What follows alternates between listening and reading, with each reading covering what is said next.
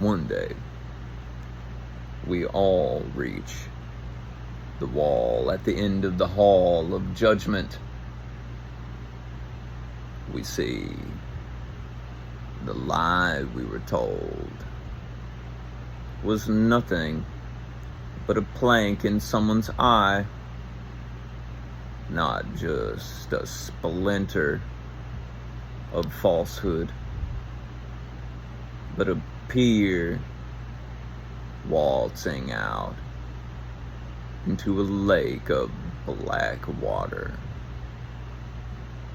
not even worth a drink. Every taste parches the throat like needles from every part of the atmosphere. At first, you ride on that pier, thinking you had fallen into the black water, but you haven't. You were very near help. But for a little while, you have not the ears to hear. They stand around you, huddled in a group, with fear on their faces. Oh no! What happened? Is he okay? Should we call help?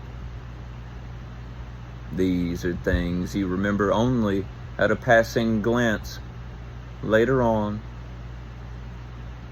after you had learned to steer very far clear of that lake. You remember the face that beckoned you close, too close. You almost fell in. You feel like you did. Maybe you did. But that is not where you are now. You are someplace very different now. And you feel much better this year. Sometimes you are bored and you twiddle your thumbs and rattle your legs, and then you remember, oh, never mind. I'm doing great. Years later, you have to pass by that lake because a friend needs help. Nothing serious, just no one else was near. And so you thought you'd offer a helping hand. At first, you don't remember that you were going to pass by that lake. That lake which you felt such pain. You can't even remember exactly how deep the ache went. What a blessing. You thank the everything that the past is long gone. You thank the everything that we do not resurrect the past.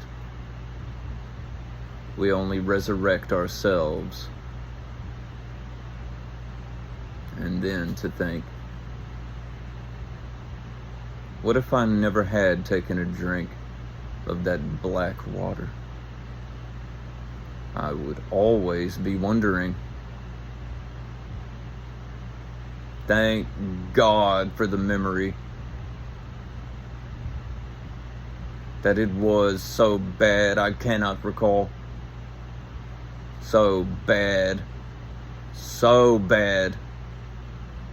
For a while, I wished I never had a drink at all.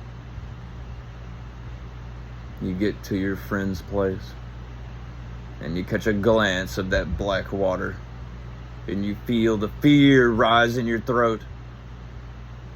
The phantom spines of that memory. And then you breathe a sigh of relief.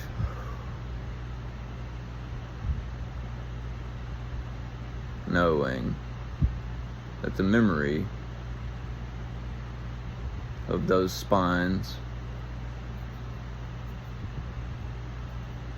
wasn't half as bad as peering into the plank of that one's eye.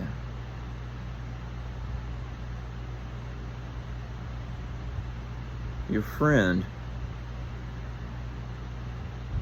his eye, the plank is gone. You almost want to know why. Where it went. Where did it go? No, you don't want to know. And furthermore, his eyes are not your garden. You see, he has closed those gates. No longer does he shine that dark inside. He doesn't? Is it gone or... No. It's not my place. He says, hey man, listen. I just wanted to say I'm sorry for what I did to you that day. And you can't say anything because in that moment, all you know is that even though you have grown to feel at home in your own peace and harmony, you had been carrying a tension that no one knew. You wondered why people had always looked at you strange after that day. But after this day, no one looks at you strange no more.